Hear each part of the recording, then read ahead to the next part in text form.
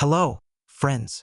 Did you know that one of the most recognizable submachine guns in the world was born not from a desire to create a weapon of death, but from a striving to save lives? I'm talking about a weapon that became a symbol of an entire era, a Cold War legend, and a darling of special services. Today, we will dive into a story that begins in the heart of post-war Europe, among ruins and hopes.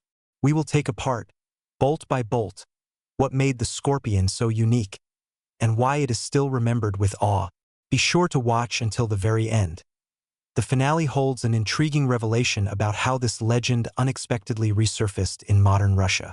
And yes, if you love stories where technology, politics, and human destinies intertwine into a tight knot, click subscribe and the bell so you don't miss our next investigations. Let's go. Part 1.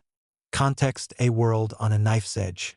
To understand the genius of the Skorpion, you need to breathe the air of its time. Imagine the 1950s. The world had just survived the nightmare of the Second World War and immediately plunged into a new reality: the Cold War. The Iron Curtain split Europe in two. On one side, NATO; on the other, the Warsaw Pact, which included Czechoslovakia. But Czechoslovakia was not just another socialist country. It was an industrial powerhouse, the smithy of the entire bloc. Even before the war, the Skoda and Česká Zbrojovka factories were world-renowned for their engineers. These people knew how to think outside the box. They were given a task: to create weapons for the army and security forces that would meet Soviet standards but could surpass them in elegance and practicality. It was a challenge to which they answered brilliantly. And here we come to the main question: why was this strange hybrid needed in the first place? Neither a pistol nor a full-fledged assault rifle? The answer lies in the changing nature of war and the tasks of security forces. Armies needed not only infantrymen with rifles but also protection for those whose weapons were a tank, an airplane, or a radio station. A tanker crawling out of a wrecked vehicle would be useless trying to return fire with a bulky Kalashnikov. A pilot who ejected behind enemy lines needed a compact but effective means of self-defense. State security and police officers required a weapon for concealed carry and operations in tight spaces: institution corridors, train cars, automobiles. It was precisely into this niche that the new model had to fit. The order sounded like this: create an individual automatic weapon, comparable in size to a pistol, but with the capability for automatic fire at short distances. It seemed an impossible task, but not for Miroslav Rybar. Part 2. Genius in the details: anatomy of a legend. So, the year 1961. Model vz.61, the Skorpion vz.61, is born. Why Skorpion? Compact, deadly, with a characteristic sting. The wire stock. Perfect name. Let's break down the genius solutions it consisted of. The first and most important: the cartridge. Initially, it was the 7.65 by 17 mm, also known as .32 ACP. A weak, subsonic cartridge. How so, you might ask? Can you create a serious weapon for such a modest round? You can, if you set the task correctly. For close combat, at distances up to 75 meters, its power was sufficient.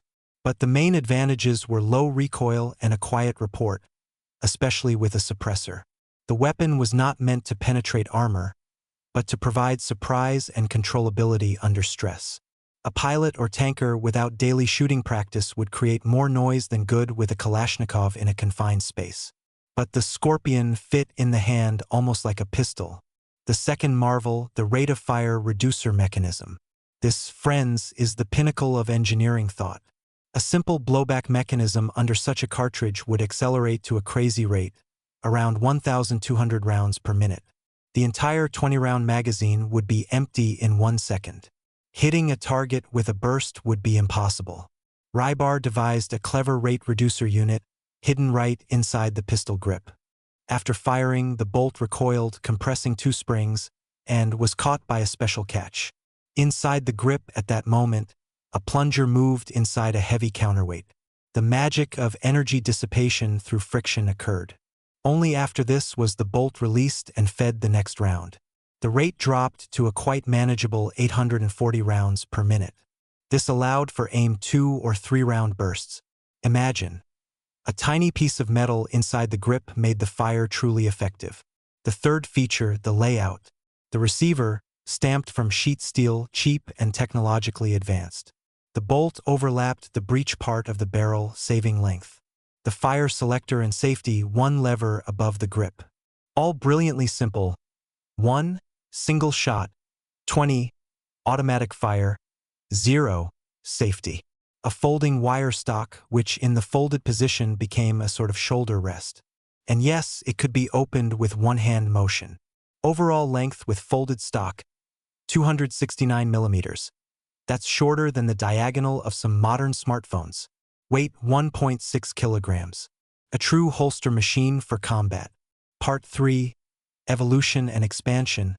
From Prague to the jungles. The Skorpion immediately found its place. It was adopted not only by the army but also by the infamous STB, the Czechoslovak State Security. But the story didn't end there. The weapon began to live its own life and evolve. Already in '68, an export version for the powerful 9x19mm parabellum cartridge appeared, the vz.61.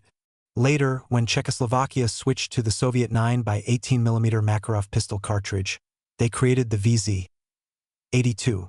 And for the market of countries where the weaker 9mm short .380 ACP was popular, they made the vz.83.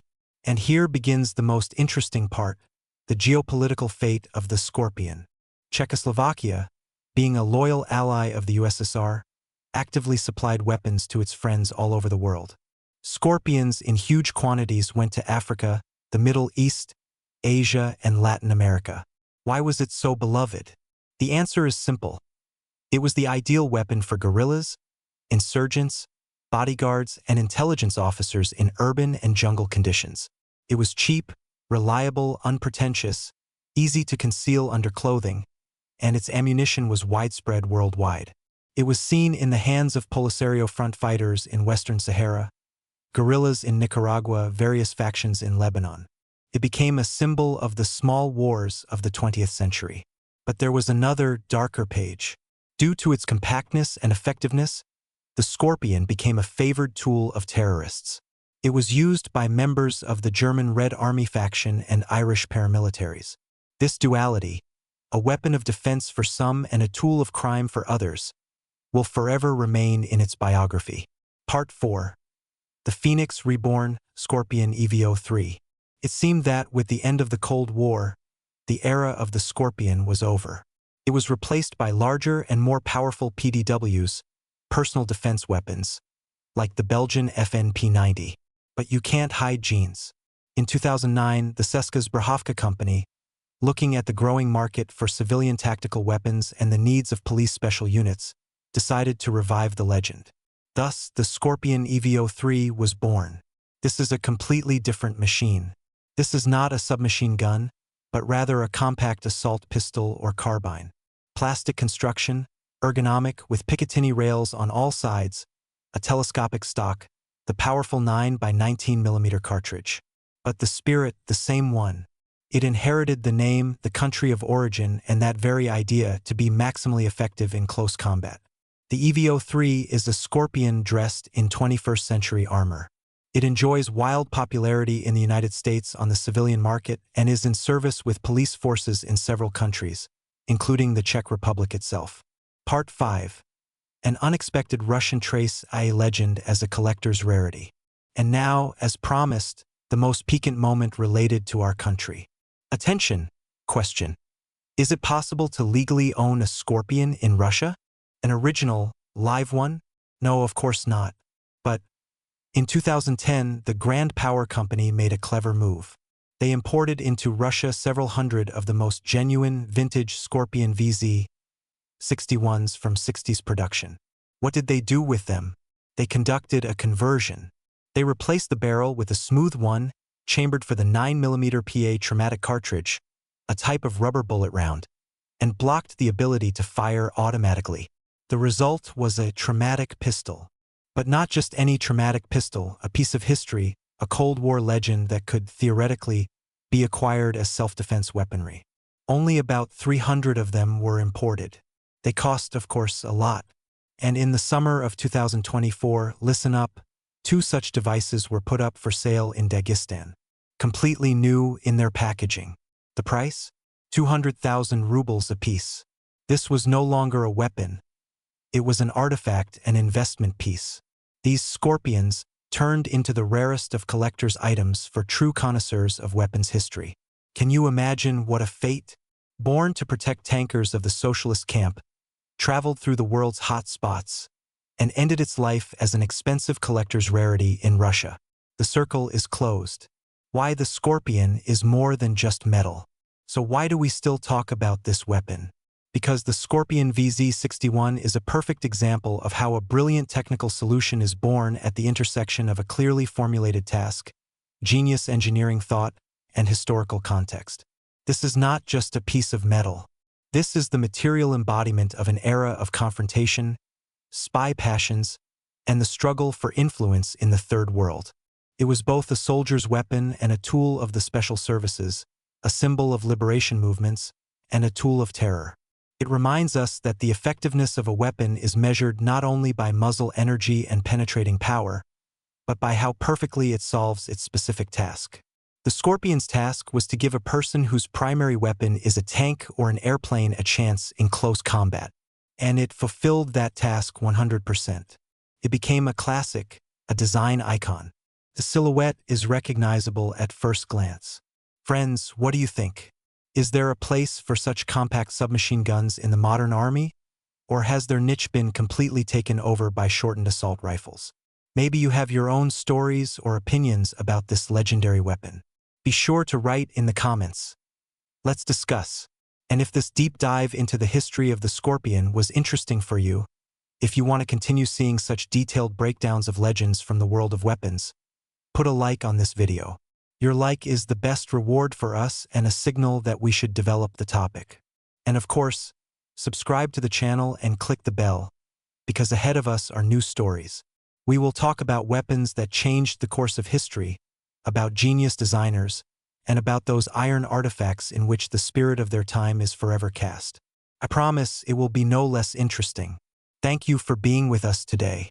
See you in the next broadcast.